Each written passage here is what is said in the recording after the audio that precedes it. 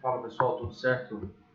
Bom, hoje a gente vai abordar algumas estratégias para otimizar o atendimento e aumentar a aderência de clientes ao exercício físico.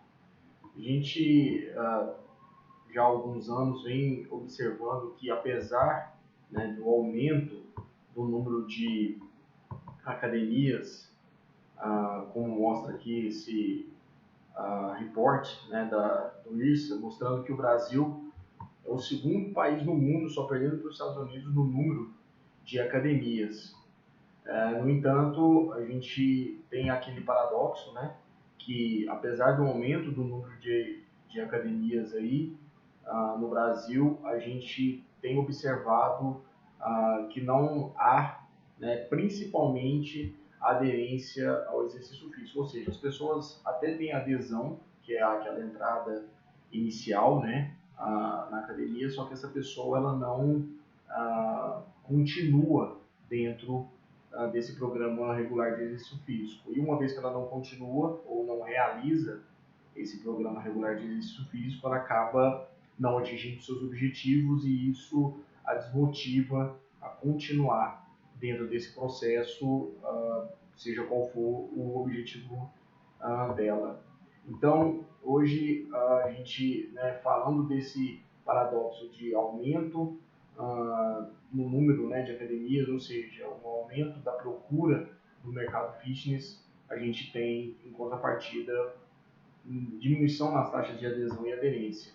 E cabe, né, aos profissionais de educação física, gestores e proprietários de academia identificar e otimizar alguns fatores que possam auxiliar dentro dessa perspectiva de aumentar, né, essas taxas de adesão e aderência. Lembrando então que quando eu estou falando de adesão, eu estou falando da entrada e adoção do indivíduo a uma prática de exercício físico.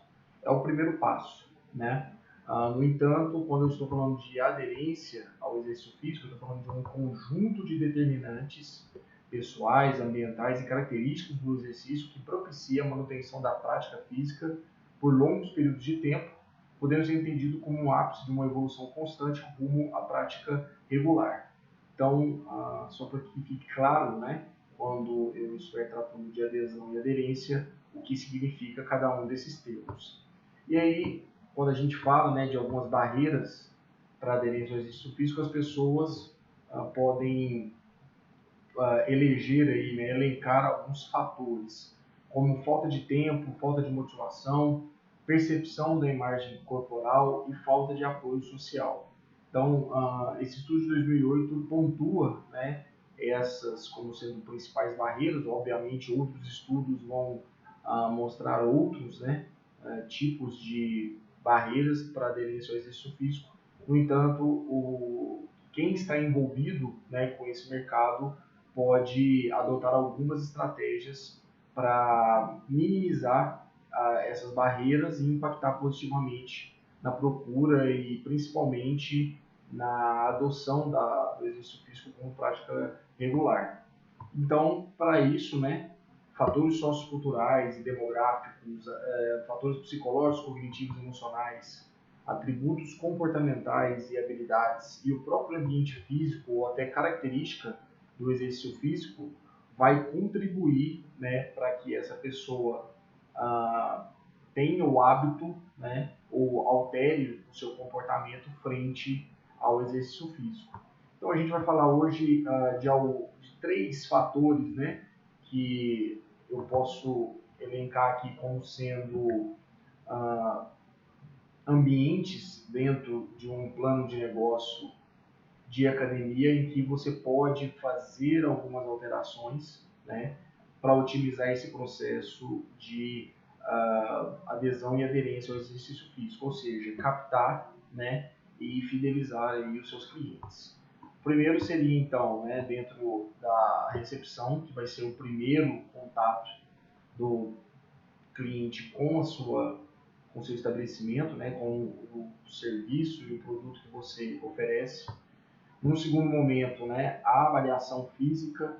A avaliação física é uma oportunidade de consolidar algumas questões, né, para que a pessoa realmente se sinta dentro, né, desse programa que vai se iniciar, e ali é onde o profissional de educação física vai ter algumas informações importantes, tanto para o protocolo, para delinear o protocolo de exercício, mas também é importante verificar alguns perfis, né, de clientes durante essa primeira conversa que são bem interessantes e podem ser utilizados dentro desse processo de fidelização e captação de clientes. E por último, né, do ponto de vista do profissional de educação física, como ele pode, na prescrição e no acompanhamento aí no dia a dia, atuar de maneira positiva também, né, visando captar e fidelizar esses clientes.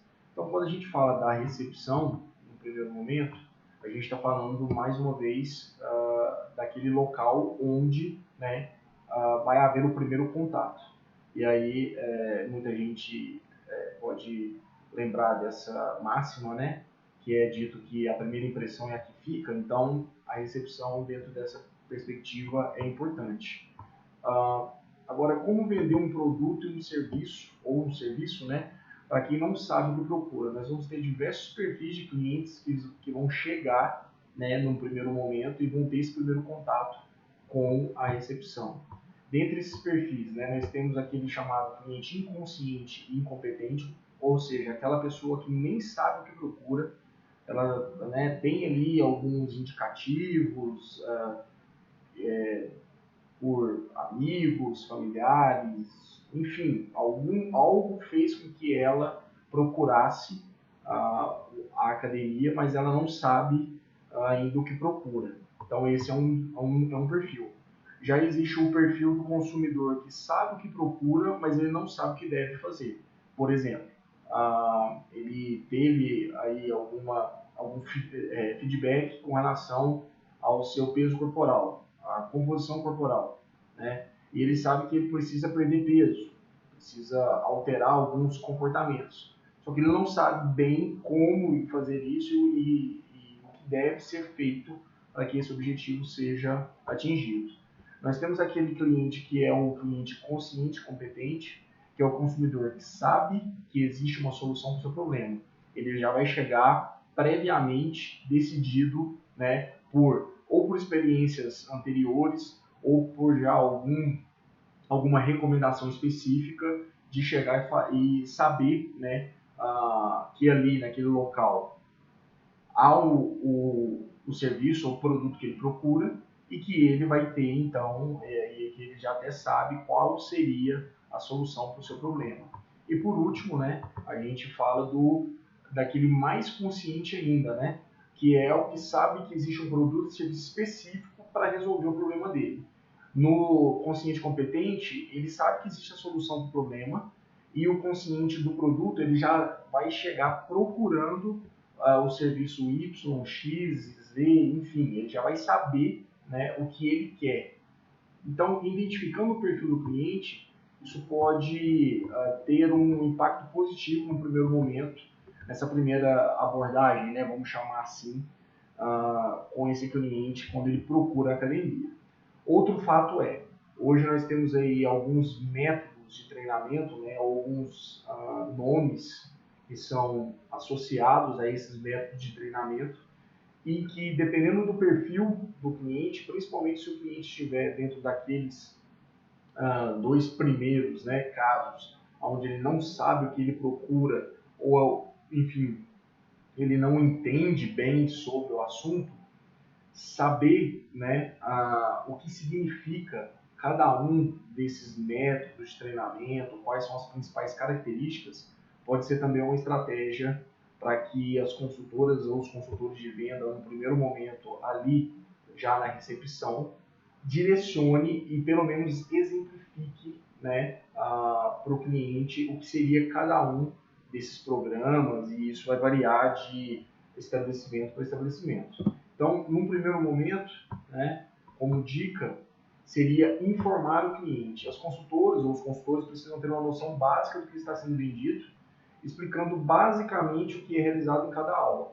E aí precisa se ter bastante cuidado, né, para o que vai ser dito nesse momento, porque dependendo, né, se isso não for de encontro com as expectativas do cliente que está ali naquele momento ainda indeciso, isso pode ser um tiro no pé.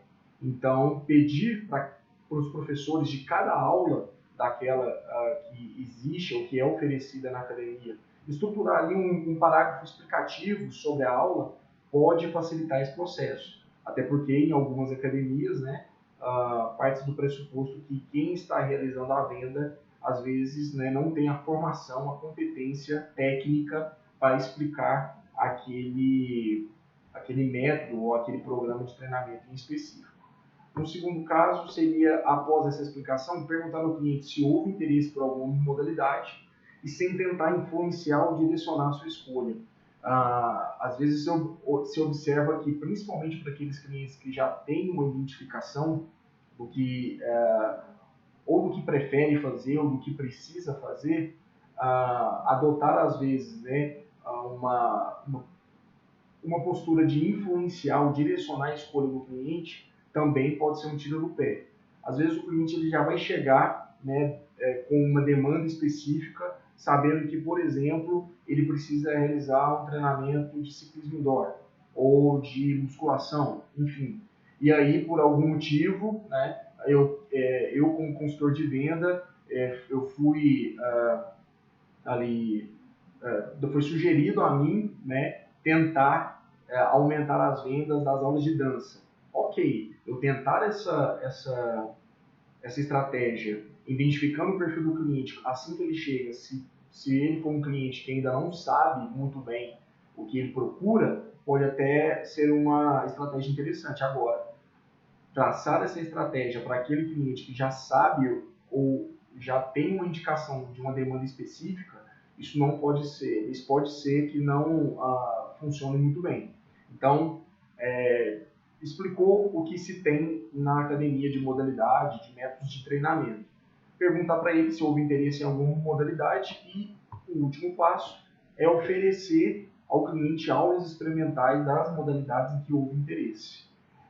Uma experiência prática pode fortalecer o processo de escolha, porque principalmente ainda, né, falando daqueles que são os clientes inconscientes, ele pode ter uma ideia de que alguém passou para ele, né, de que a aula Zumba é legal, por exemplo, né, essa modalidade. E aí ele parte do pressuposto, né, só baseado nessa recomendação e já faz a sua matrícula, e aí quando efetivamente ele for começar a realizar a aula, ele vai ver que não era bem o que ele procurava. Então, oferecer ao cliente aulas experimentais fortalece esse processo de escolha e é visto com bons olhos pelos clientes, principalmente aqueles que estão ainda numa fase em que não sabe o que praticar. Então, quanto maior o conteúdo, ou quanto mais conteúdo de qualificação você oferecer, mais chance de conquistar o aluno. Então, esse primeiro contato com o aluno, né, ele é muito importante e algumas outras estratégias podem ser adotadas, como, por exemplo, alguns vieses cognitivos, né? Recomendo a leitura aí para quem está assistindo o vídeo desse livro, né, do Daniel Kahneman. Ele foi um economista vencedor do Prêmio Nobel, onde ele explora alguns vieses cognitivos. O livro, o título, né, Pensar Depressa e Devagar, basicamente ele explora, né, esses aspectos cognitivos que às vezes nós agimos, né, modulados por esses vieses, né, que todo ser humano tem. Então, por exemplo, né, nós temos um viés que é o viés de confirmação. É uma tendência, né, das nossas mentes de buscar informação ou interpretá-la de uma forma que confirme nossas concepções ou crenças pré-existentes. Então esse viés, ele é um viés que ele pode ser explorado, né, por quem está ali tendo contato com o cliente, porque por algumas conversas, né, ou enfim, algumas interpretações prévias, você pode perceber, né, que aquele cliente pode estar sendo, né, ele pode estar interpretando a informação ou buscando informação para confirmar algo em que ele implicitamente já veio predisposto a realizar. Então, basta, né, que o profissional tenha essa percepção e explore positivamente esse viés. O outro é um viés de ancoramento, que é uma tendência a fortemente confirmar em nossas primeiras impressões. Foi o que eu disse para vocês. Acho que todos, né, quando vão consumir algo, quando tem ali uma impressão, né, de que aquele local onde você está procurando é um local com bons profissionais, com higiene, com, enfim, vários fatores que vão levar, né, a essa primeira impressão a ser confirmada, isso é algo que também deve ser explorado aí no processo de venda. Isso porque, segundo Jean-Paul Sartre, né, esse filósofo aí contemporâneo, ele diz que nós somos, né, o ser humano, nós somos seres sociais e muitas das nossas atitudes baseiam-se no que outras pessoas esperam de nós. Então, esse processo de conquista, esse processo de venda, vamos assim dizer, ele não pode ser o melhor do mundo quando o aluno está chegando na academia e depois esse aluno ser, entre aspas, esquecido, né? Até porque esse aluno que já está na academia, ele vai ser formador de opinião e pode auxiliar muito, né, que outros alunos, baseado também nessas experiências e atitudes, obviamente, positivas, tragam mais alunos, né, para a sua academia. Então, tem até um experimento, né, que foi realizado, onde eles colocaram, né, um pesquisador olhando para cima, né, parado numa rua, e viu o quanto, né, o poder, né, ou qual foi o poder desse comportamento frente a influenciar o comportamento de outras pessoas. Então eles viram que que uma pessoa, né, fica parada na rua olhando para cima, sem que nada justificasse ele estar ali olhando para cima, 40% também paravam e olhavam na mesma direção. E aí eles foram aumentando o número de pessoas paradas olhando para cima, de forma também, né, proporcional, foi aumentando o número de pessoas que paravam e olhavam na mesma direção. Então, quanto mais pessoas olhavam para cima, mais pedestres paravam e também olhavam para cima sem nenhum motivo aparente. Isso confirma que, independente do motivo, medo, curiosidade, enfim, quanto maior o número de pessoas estavam realizando ali, né, o mesmo comportamento, a atitude refletida era a mesma.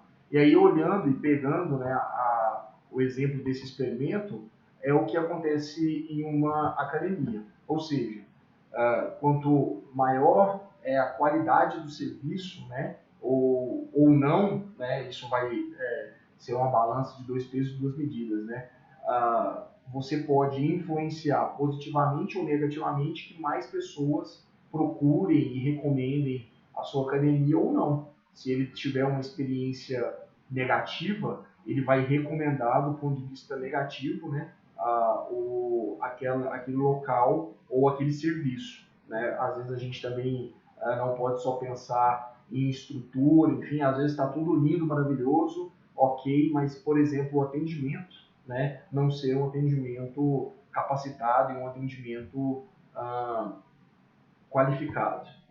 Então, outro método, né, que é um método usado muito na neurociência, né, em programação neurolinguística, que é o método de rapport, ou método de espelhamento.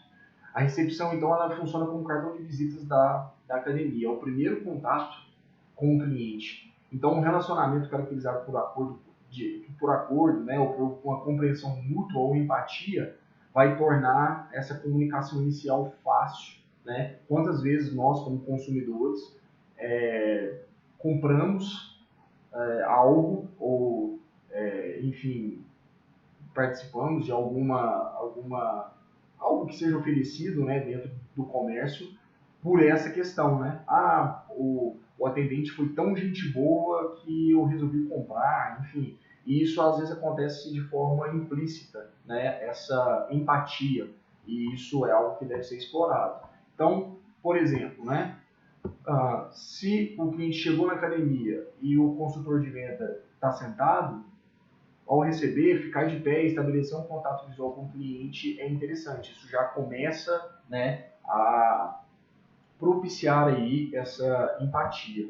Perguntar e utilizar o nome da pessoa durante toda a conversa, acho que todo mundo gosta, né, de ser chamado pelo nome, então isso também é uma estratégia que parece básica, mas que vai se somando e criando essa empatia. Demonstrar que você entende como a outra pessoa se sente. Então, muitas pessoas, né, vão procurar academia com algumas demandas específicas de dores que ela possa ter, ou que ela vai chegar falando que vai ser a terceira vez que ela está procurando academia porque ela falta tempo para ela, enfim, demonstrar esse entendimento, né, sobre as barreiras para essa pessoa ter adesão e aderência ao exercício físico também ajuda nesse processo de empatia. Então, a pessoa que está realizando a venda precisa ser genuína e com comportamentos visuais e verbais trabalhando juntos para maximizar o impacto da comunicação.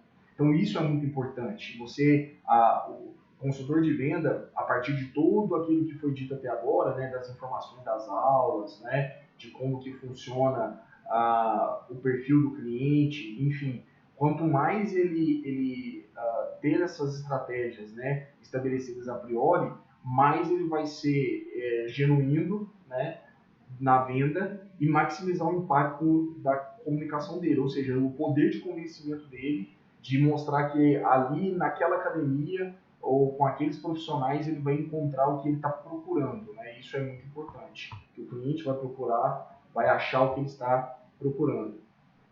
E exaltar as qualidades diferenciais da academia. Como eu disse agora, né, isso é muito importante, mostrar quais são os diferenciais daquela academia e por que ela se diferencia de outras, né? Lembrando daquele dado lá do INSTA, né, de 2018, que o Brasil hoje conta, né, é o segundo país que conta com o maior número de academias. Então, exaltar as qualidades diferenciais do seu estabelecimento e dos seus profissionais, principalmente, isso é muito importante. Então, identificar o perfil do cliente a partir de todas essas informações pode fortalecer, né, essa primeira impressão, para que essa primeira impressão seja positiva, ok?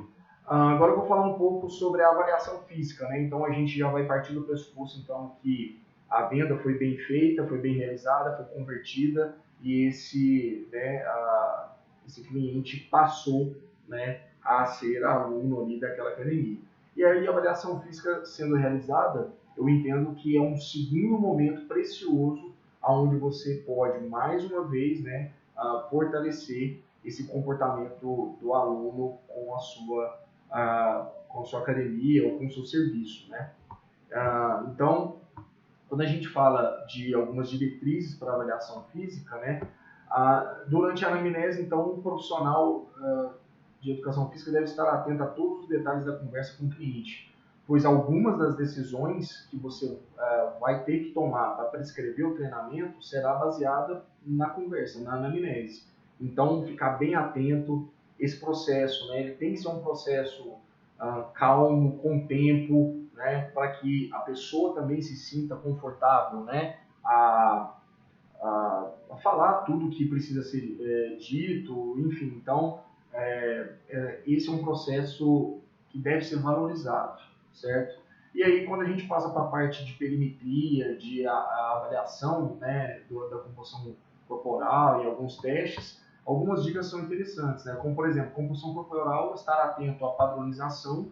Então, existe, né, o ISAC, que é uma das diretrizes, né, por exemplo, com relação a dobras cutâneas, né, sobre posicionamento das dobras, né, quais as dobras, as localizações anatômicas, né, que devem ser consideradas. Então, tudo isso, né, mostra já também dentro desse processo de fortalecimento, né, dos diferenciais da academia, mostra que o profissional ele é diferenciado a partir do momento que ele se mostra, né, padronizado e qualificado dentro do que se pede em uma avaliação física.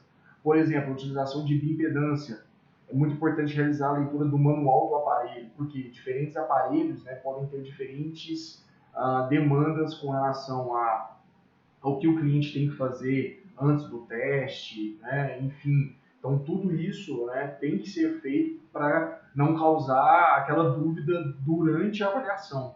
Se o cliente percebe que durante a avaliação você está com dúvida do que você tem que fazer, isso já não soa muito bem dentro do que a gente já conversou até agora.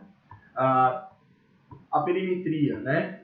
O posicionamento do profissional durante a avaliação é muito importante para não gerar constrangimento, né, ao cliente. Então, sempre, né, algumas dicas que parecem ser básicas e óbvias, mas que na hora pode passar batido, como, por exemplo, se posicionar na lateral para fazer essas medições. Então, evitar ficar de frente, né, ou nas costas do cliente, porque isso pode gerar um constrangimento e, como eu disse para vocês, né, a somatória de alguns comportamentos do profissional pode levar a pessoa a ter uma primeira impressão e uma avaliação negativa de todo esse processo.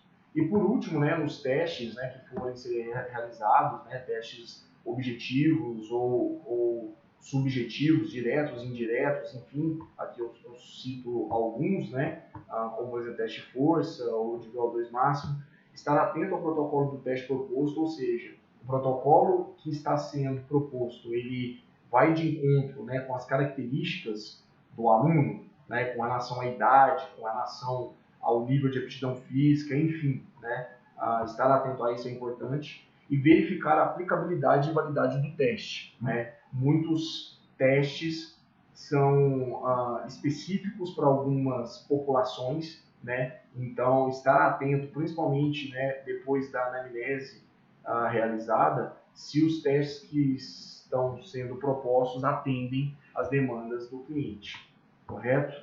E aí, dentro de uma outra perspectiva, né, durante a avaliação, o profissional pode lidar com valores atípicos, né, fora da média, os chamados outliers, né, ou pessoas altas demais ou baixas demais, com peso corporal fora da média ou abaixo da média. Então, estar preparado para esses tipos, né, de clientes que podem aparecer também é importante para que, mais uma vez, né, não gere constrangimento durante o processo de avaliação física. Então, algumas dicas, né, com materiais e condutas, né, por exemplo, fita métrica. Uma trena antropométrica tem que ser maior que 2 metros. Por quê? Porque você pode pegar, né, um indivíduo obeso, né, num grau de obesidade onde uma fita métrica de 150 centímetros, né, de 1,5 metro, que muitas vezes é utilizada, não seja suficiente para fazer a perimetria. Então, antes de gerar esse constrangimento, né, no cliente, se preparar para esses outliers é bem interessante. Outro fator, né, balança digital. Uma balança digital, né, muitas vezes ela é utilizada e algumas balanças têm limitação para peso, né? Algumas balanças são 120 quilos, outras balanças são 150 quilos. Então, entender que podem chegar pessoas, né, com valores acima ou principalmente, né, valores acima da média, né, se preparar para isso e pensar nesses fatores também é importante. E lidar com a timidez. Pegando mais uma vez, né, o caso, né, o exemplo de obesos, por exemplo, obesos tendem a usar roupas largas não ideais para avaliação física. E aí a gente, né, com o profissional de educação física, a gente sabe que existe o ideal e o real. O ideal é que as pessoas, né, sigam os protocolos, né, que são pedidos pré-teste para que ela vá, por exemplo, né, no caso de mulheres, com top e com, né, ou maiô, enfim, e homens com sunga, enfim. A gente sabe que é o ideal, mas às vezes as adaptações serão necessárias para não criar mais uma vez constrangimento com esses valores atípicos, né? Aqui eu peguei o exemplo de obeso, mas você pode pegar pessoas também abaixo do peso, né? Ou que, enfim, não se sintam à vontade com a sua imagem corporal atual, né? Então, esse feeling ele deve ser considerado pelo profissional que está realizando a avaliação física. E preparar o local de avaliação para cada cliente é muito importante. Eu costumo dizer que esse é o tipo de informação que você não vai encontrar em livros, né? Isso é muito relativo a experiências, né, que se tem. Então, o local de avaliação, né, ele tem que ser preparado para o cliente, por quê? Porque algumas pessoas só vão ter, por exemplo, né, o momento ou a disponibilidade de realizar a avaliação física no final da tarde após um dia de trabalho. E aí, isso é normal, né? Todos nós, no final do dia, pode estar aí, né? Pode ter transpirado além da conta, ou pode, né? Enfim, ter alguma condição para que, mais uma vez, não se gere constrangimento. Nunca é demais, né? Ter aí o velho e bom ar, né? Na sala, para que caso aconteça, né, de uma pessoa ou outra, né, estar aí numa condição atípica, né, com relação a algum odor, alguma característica, enfim, né, que o próximo cliente, né, não tenha, né, ele não tem essa obrigação, vamos chamar assim, né, de entrar na sala e a sala está com mau cheiro, enfim. Então, são pequenas coisas, né, que podem ser pensadas para melhorar a experiência desse cliente e que isso se somando pode ter certeza que vai impactar na aderência dessa pessoa, né, na fidelização dessa pessoa na academia.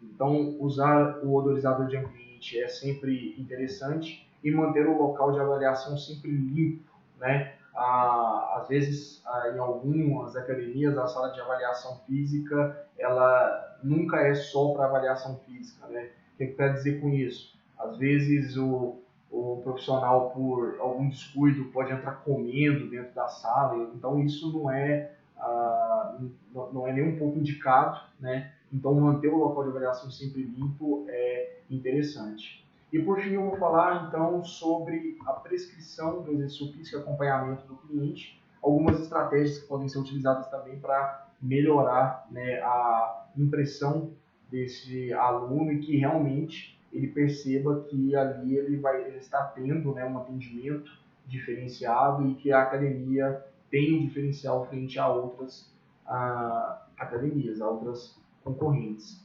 Então, primeiro, né, identificar quais são as competências do profissional de educação física. Então, como profissional de educação física, o que você deve e o que você não deve fazer, né, é bem importante. E começa por aí, né?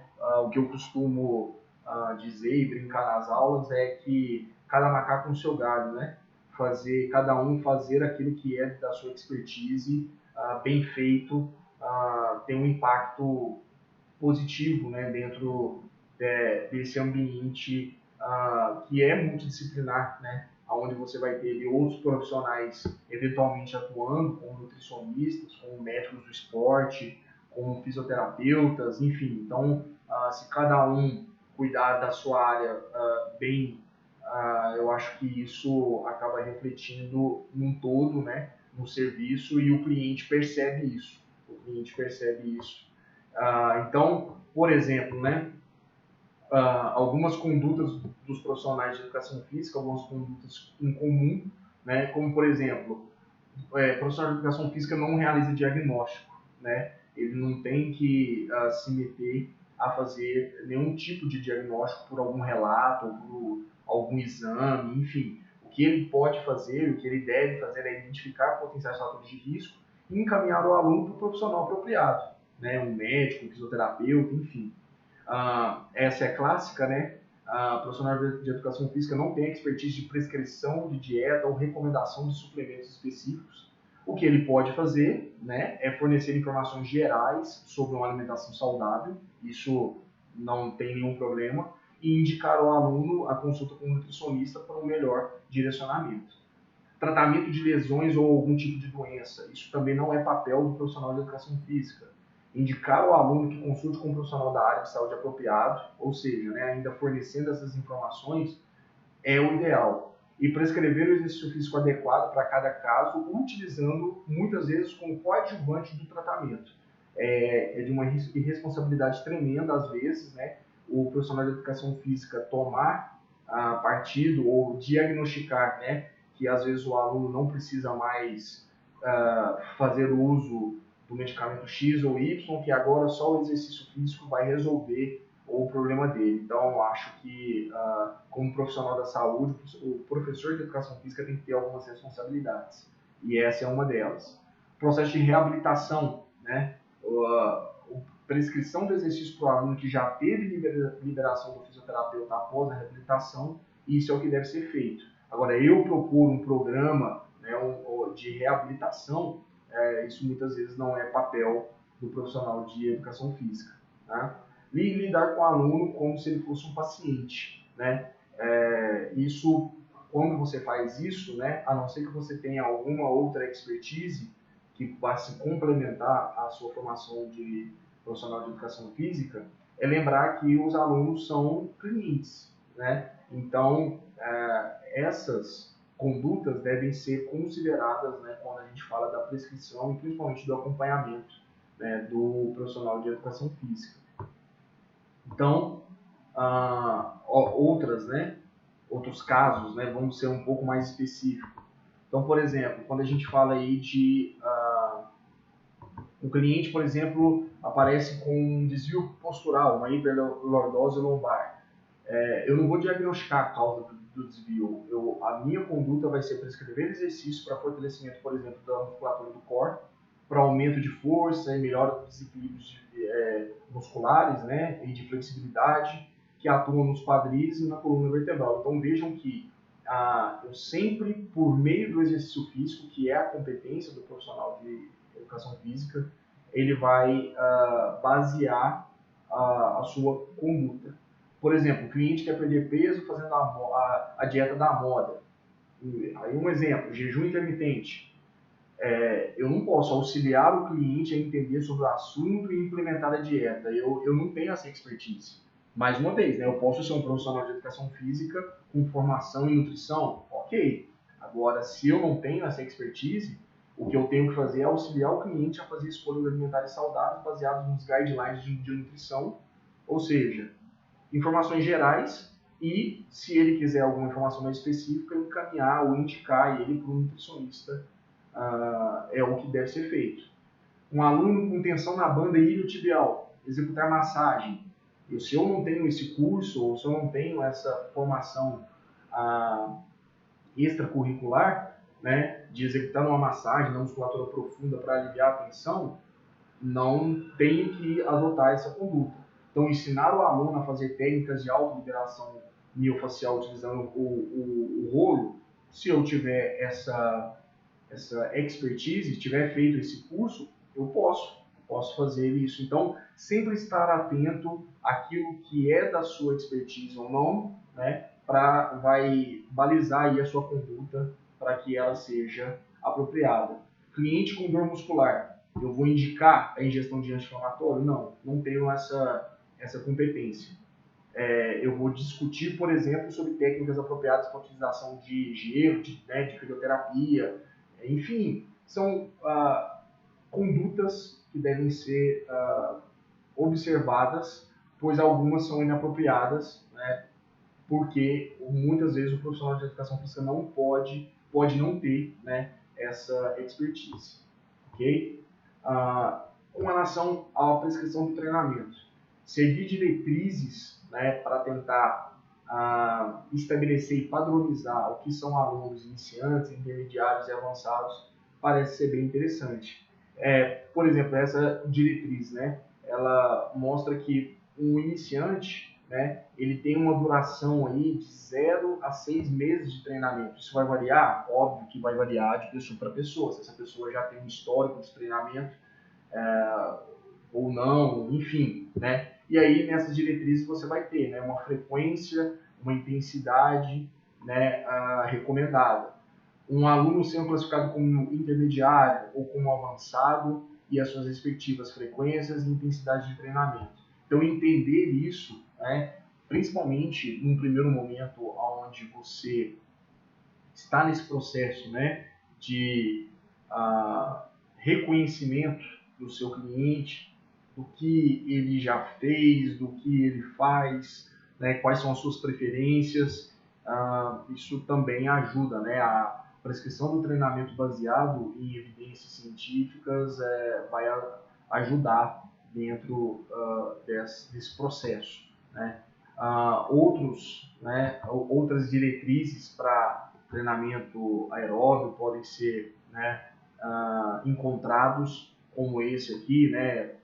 Peguei um aqui aleatório de 2011 do Colégio Americano de Medicina do Esporte, onde você tem um nível de evidência dessas recomendações para cada variável presente na prescrição do treinamento, como frequência, intensidade, duração, tipo, número de repetições, número de séries, quantidade de intervalo, né, o tempo de intervalo e a progressão, né? Então, por exemplo, né, nós temos aqui algumas recomendações, né, da duração do treinamento para iniciantes, intermediários e avançados, número de séries por exercício, número de repetições, a carga, né, ou a intensidade baseada no percentual de um RM e o volume ou intensidade, a relação volume-intensidade. Então, basta o profissional se inteirar, né, e se manter atualizado dessas diretrizes que são específicas, né, para alguns grupos, como por exemplo, né, já foi abordado aqui no canal, né, hipertensos, diabéticos, obesos. Então, estar atento a essas diretrizes específicas também é bem importante.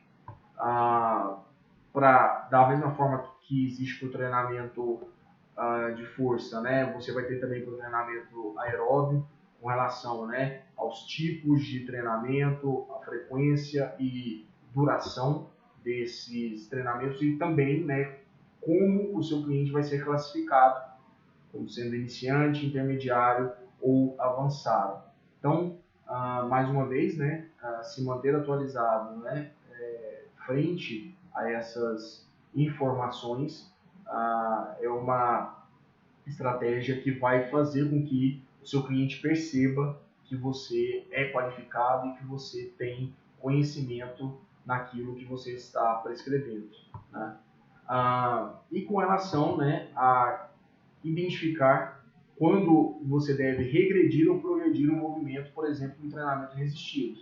Então, vamos lá. Eu tenho um exemplo aqui de ativação de membros inferiores e o exercício padrão é o agachamento livre, certo? Eu posso partir do pressuposto que eu tenho, né, exercícios que vão envolver mais técnica e que vão envolver menos técnica. E o que vai determinar isso? Vai determinar todas as informações, né, que você tem do seu cliente e também da observação prática, se ele está realizando, né, do ponto de vista de execução, de forma satisfatória aquele exercício prescrito.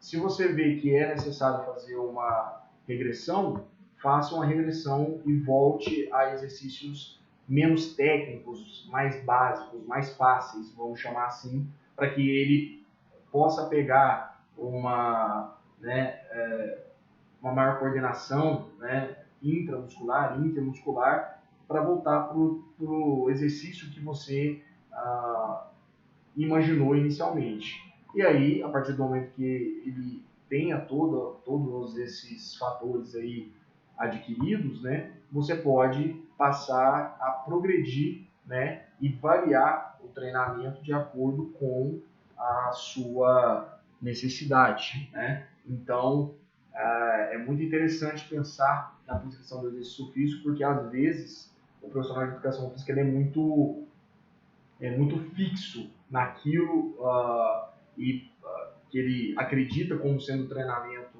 ideal, né? E principalmente quando se fala em métodos de treinamento, às vezes alguns métodos de treinamento são para pessoas que têm um nível técnico de execução maior nos exercícios. Então, nós temos outros exemplos, né? Ativação do músculo latíssimo do dorso, por exemplo, barra fixa.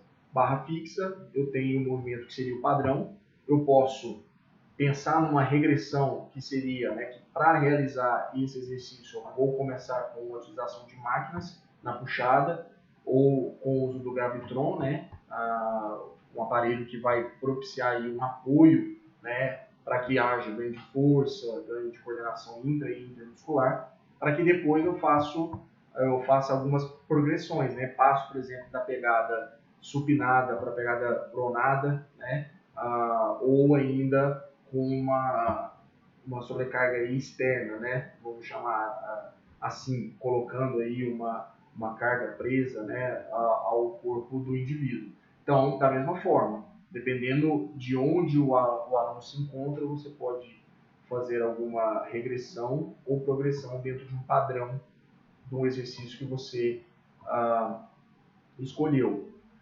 Para o exercício aeróbio, a mesma coisa, né? Melhora da capacidade aeróbica ou gasto calórico. Então, eu tenho uma caminhada ou corrida na esteira como sendo o exercício padrão. Eu tenho uma regressão, que é fazer uma bike, por exemplo, né, horizontal ou elíptico, que né, seria dentro de uma demanda específica do aluno mais fácil e menos técnico, vamos chamar assim, até para, de acordo com esses objetivos, variar o meu treino, mas com algo que envolva mais técnica, como, por exemplo, pular corda ou fazer um burpee, enfim, né? São exemplos para explicar a necessidade, né, da identificação quando se deve regredir ou progredir o movimento, ok? E aí, algumas últimas dicas aí de postura para acompanhamento dos clientes durante o treinamento. Isso é muito observado também pelos clientes, né? Principalmente quando a gente fala de salão de musculação, aulas coletivas, enfim, um ambiente de academia, né? Então, é prioritário saber quem são os alunos novos do horário, então eles precisam da maior parte da atenção dos professores da sala, então isso é algo que o professor tem que estar atento a essa questão.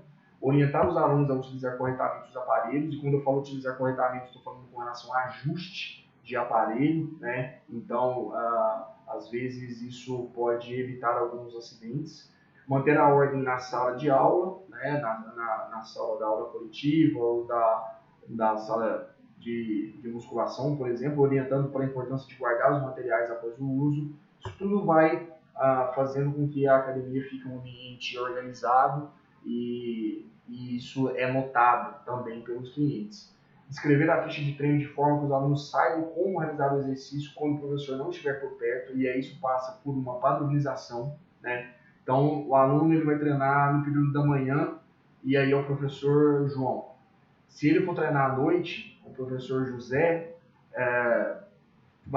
ele precisa ter a mesma condição, né, de descrever o treinamento daquele aluno. Por quê? Porque dentro de uma ideia de padronização, não pode ter nomes diferentes para os mesmos exercícios, e isso passa por uma necessidade, né, de treinamento, né, de toda a equipe técnica da academia, para que não haja, né, essas discrepâncias e o aluno perceba, né, fala, não, mas de manhã é de uma forma, o nome e a execução, à noite é de outra forma, e aí ele começa a perceber que não há muita interação entre os profissionais, e isso não é bom, né?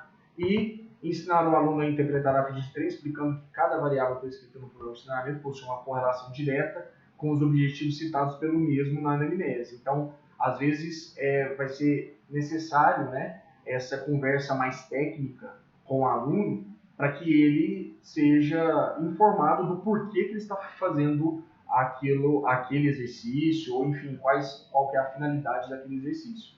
Isso também gera uma sensação de competência, né, do aluno para com o professor. A partir do momento que o aluno percebe que o professor, a partir de um conhecimento técnico, né, prático, teórico, ele está justificando e explicando o porquê que aquele aluno está fazendo ou porquê que ele precisa realizar certo tipo de treino ou certo exercício. E aí, outras posturas, né? Isso serve muito para a sala de musculação, então não ficar parado, né? no salão, utilizar o tempo sempre para fazer alguma coisa útil, por mais que a academia não esteja num momento onde o movimento seja muito elevado, né? Ali você pode montar uma ficha, organizar a sala, organizar as fichas de treino, dar uma andada no salão para corrigir a execução, ou pelo menos para perguntar se está tudo ok com o aluno. Essa percepção do aluno, né, com relação a essa atenção é um ponto positivo dentro do que a gente está discutindo hoje. Cumprimentar todos os clientes sem exceção, mesmo que você não os conheça. Então, todo mundo, né, o bom dia, boa tarde, boa noite nunca é demais. Perguntar o nome do cliente, olhar na ficha dele, chamar ele sempre pelo nome, oferecer o seu serviço, né, e iniciar uma conversa, uma orientação técnica, enfim, né. As pessoas, elas, como já foi dito, né, em outras aulas, elas buscam o exercício físico por diversos fatores. E algumas pessoas buscam pura e simplesmente uma academia para se socializar. Então, aquela coisa, né, de achar que o aluno está ali só para treinar, só pelo treinamento propriamente dito, é algo equivocado. Alguns alunos podem até ter esse perfil, mas a grande maioria procura uma academia dentro de uma perspectiva de sociabilidade. Então, o professor, né, tendo carisma, enfim, né, e tendo educação, ele pode conquistar aí a empatia dos clientes, certo? Antecipação, né, não esperar ser procurado, não esperar as coisas acontecerem para que você tenha a ação. Então, observar alguma execução de algum cliente, por isso que, por exemplo, serve, né, os espelhos em uma academia, onde você pode ter o controle ali da execução e fazer as correções se for necessário antes de ser perguntado. Isso gera também uma percepção do aluno de falar assim, pô, eu tô achando que o cara tá ali né, desatento, não, mas ele está prestando atenção em mim, ele veio aqui e já fez que seja uma pequena correção, ou que seja um reforço positivo da execução, de que ele está realizando da maneira correta, enfim, isso é muito importante. E oferecer, acompanhar e ajudar na execução da segurança de um exercício físico de todos os clientes, sem exceção, mesmo daqueles que se consideram experientes, né? Isso às vezes a gente se depara, né, com pessoas que têm uma experiência no treinamento, seja ele qual for, e que num primeiro momento ali tem até uma aversão a essa ajuda ou esse oferecimento, né, do seu serviço ali. Se ele vai acatar ou não, né, isso já entra em outras esferas, vamos dizer assim. Mas o seu papel ali é de acompanhar, ajudar, perguntar. Isso não pode ser em nenhum momento desconsiderado, né? Então, prestar um bom atendimento a qualquer pessoa da sala sem preferência, né? Isso é até uma armadilha que, obviamente, né, todo mundo vai ter mais empatia com uns e menos empatia com outros, mas isso não pode influenciar no seu comportamento profissional. Então, por mais que você goste mais ou goste menos daquele aluno, né, e vice-versa, o aluno ter também essa empatia, o seu papel profissional é prestar um bom atendimento. E o professor tem que se manter atualizado, tanto com os assuntos técnicos quanto assuntos gerais. É necessário por quê? Porque, como eu disse para vocês, pessoas que buscam academia por sociabilidade, às vezes ali no intervalo de descanso, ou antes ou depois do seu treinamento, vai querer bater um papo, enfim, então é bom estar sempre nivelado ali quais são os assuntos do momento, né, enfim. Caso algum cliente o chame, atender imediatamente, se isso ocorrer enquanto presta atendimento ao outro cliente, olhe para quem chama e peça um minuto, né? Então, sempre procurar ser ágil e atencioso ao mesmo tempo. 15 minutos antes de terminar o turno de trabalho, né, iniciar a arrumação da sala, principalmente quando eu digo essa arrumação, né, de uma sala de musculação, checar se os clientes guardam o que usam e se não guardarem, né, sempre ali com jeito, né, pedir para que ele realize, né, que guarde, né, o que ele usar. e pedir a ajuda de outros professores do horário. Enfim, se todo mundo se ajudar, a academia sempre vai se manter organizada. E caso tenha algum aluno novato na troca de turno, né, conversar com o próximo professor sobre as peculiaridades deste aluno, para deixar informado, né, aos professores. E isso também é muito interessante em reuniões que possam acontecer de forma constante, né, entre a equipe de trabalho, discutir alguns casos específicos e algumas peculiaridades que precisam ser informadas a todos os professores, porque se o aluno ele tem alguma demanda específica e ele treina no horário da manhã, mas que eventualmente ele precise treinar na tarde ou à noite, que todos os profissionais, né, e toda a equipe esteja inteirada das peculiaridades daquele aluno, ok? Bom, então, para a gente fechar, né, o vídeo de hoje, eu considero uma tríade para retenção de clientes, né? A motivação de quem está trabalhando, né, ou prestando serviço naquele local, também a motivação do aluno. Então, a motivação vai ser uma via de mão dupla dentro dessa ideia de reter os clientes, né? A academia com relação à estrutura, né? Então, às vezes se preocupa muito, né, ou se preocupa de menos com alguns aspectos que são básicos, às vezes se dá muita ênfase à questão estética da academia, enfim, isso é importante, mas a academia ela tem que ser funcional, ou seja, o que ela se propõe a oferecer, tudo tem que estar funcionando, ou seja, o equipamento ele precisa de um reparo, e aquele reparo ele tem que ser feito o quanto antes.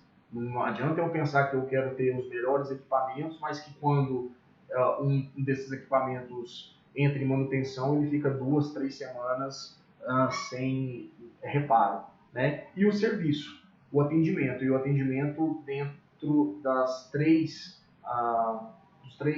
passos, né, que eu mostrei aqui hoje, que seria a recepção durante a avaliação física e durante a prescrição do exercício, né? Então, toda essa parte, né, acaba influenciando na retenção dos alunos aí, ok? Então, se alguém tiver alguma dúvida, né, deixa aqui no canal, na descrição, né, nas dúvidas, para a gente bater um papo e discutir. Se você tiver alguma demanda ou algo que você gostaria que fosse abordado em próximas aulas, é só deixar aqui. Tem também a nossa página no Instagram, a página da Exercise. É só entrar lá, né, e também estabelecer essa comunicação aí com a gente, ok? Agradeço mais uma vez aí a todos, né, pela audiência e muito obrigado.